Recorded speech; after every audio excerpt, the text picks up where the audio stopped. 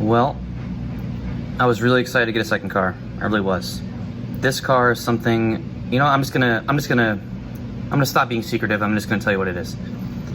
My first car was a 2001 Pontiac Bonneville. My grandmother gave it to me, and I'm very close with my grandparents. I love them to death. They're my favorite people in the world. I grew up going on long trips in that car. I'll put a picture here on screen. I don't have many pictures of it, but I have fond memories of going on road trips from Maine down to New York with the whole family in the car, my grandparents and my aunt and uncle, and I loved it. And then sometime around, I don't know, maybe 14, 15 years old, my grandmother started telling me, hey, I'll just give you this car because I'll be due for a new car. So a couple months after my 16th birthday, she gave it to me. I immediately fell in love with that car. It meant a lot to me. Unfortunately, I only had it for about 4 months.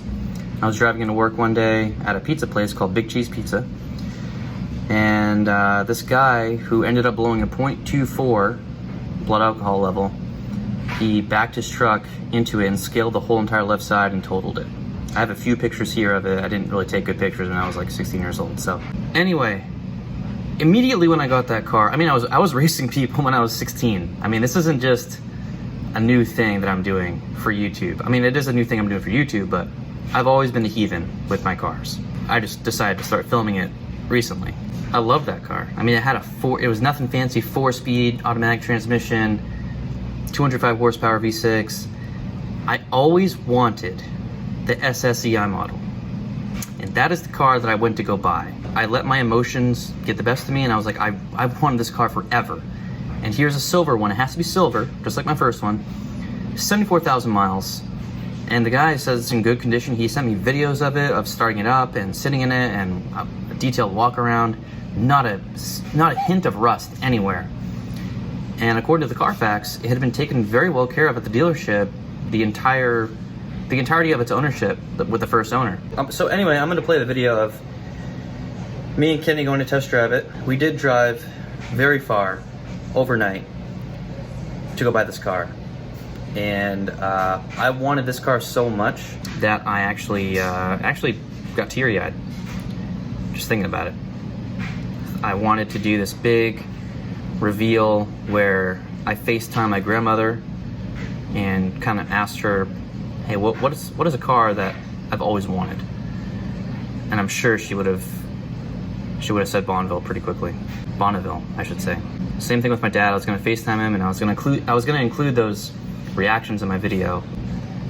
I don't expect a lot of you to understand, not because I'm doubting your intelligence or your ability to be empathetic, but I like cars.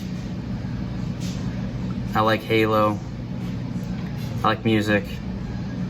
And those are things that I get pretty passionate about. And this is one of those cars that I wanted it for a long time. So anyway, I'm gonna roll the clip, and then I'll give you my final thoughts at the end of the video. All right, Kenny, explain to everyone what's happening right now. You haven't even told me what's going on. How long have I wanted this thing? Dude, you've wanted this since you got rid of it. Cameron has wanted this car since he's had this car. Since he had the car the first time. Yes. Which was in high school. That was in high school. What was it? Sophomore year? Junior year? That was 9 years ago, dude. It's so stupid. 9 years. We're getting old, man. We are getting old.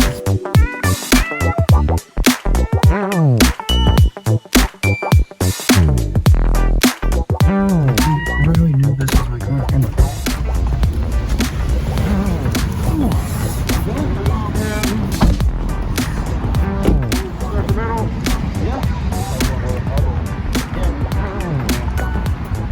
How you doing, man? Do you mind if you're on camera for his YouTube channel? I have a YouTube channel. All right. Cool, man. All right. See that truck in 2 months? Oh, we got it for 2 months, yeah. Okay.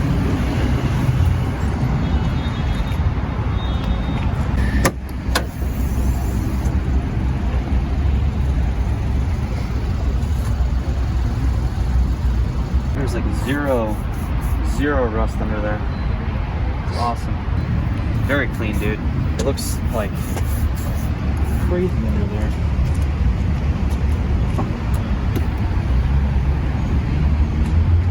Wow. No rust at all, dude. Needs an insane detail. Yeah.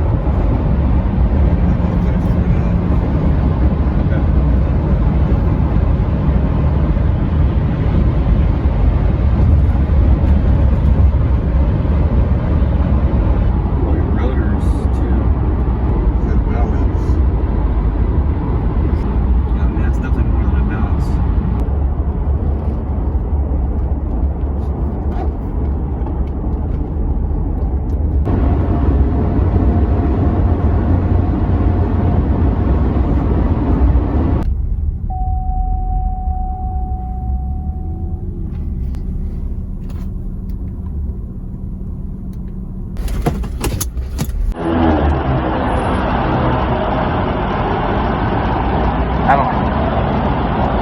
He tried to fuck us really hard. Yeah. Clearly. Huh? Clearly. He tried to, like, he talked it up like it was, like, an immaculate shape. It's not. I don't trust him. That really bums me. I don't trust him either. That bums me out on many levels. Like, I don't. many levels that we struggled to get today off. To come down here overnight. He couldn't fucking tell us that it needed those maintenance parts. Trying to overcharge us by like a lot. If I was gonna buy that, I'd give him like $2,500. He wants $4,800. That's definitely not gonna happen. There's no way. Absolutely not. The thing. I feel like they are trying to fuck us right now. It's your money. Like so he doesn't give a fuck. Oh, I'm not buying it. he failed to give you some pretty vital information about the car. Clearly, those were left out on purpose. It's not like they don't know those issues are there, or maybe they don't. Or they're just stupid. They don't care enough. They think they can just sell the car however they want. That really fucking bums me out, man. That's gonna bum me out for a long time. Let's not dwell on it. Let's not do that. It's shitty, yeah, but don't let it affect you too much. Shit like this happens all the time. People lie.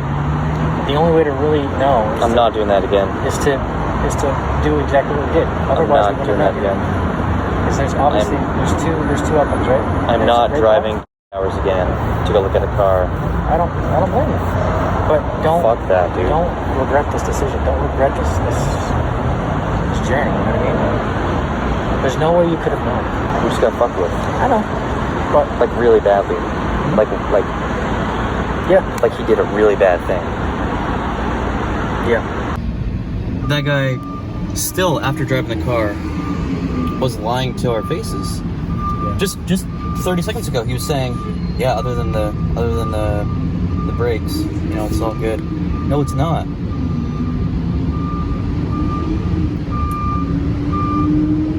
Brakes, rotors, suspension, alignment, wheel bearings. There's way too much shaking for unbalanced tires. Like way too much shaking and vibration. There's not much else to say. I mean, you guys just saw it. He didn't care at all. At this point, I'm pretty much over it. I do feel really bad that I took up all Kenny's time for nothing. I mean, if anything, everyone's gonna say a learning experience and yeah, whatever. No, I was dumb.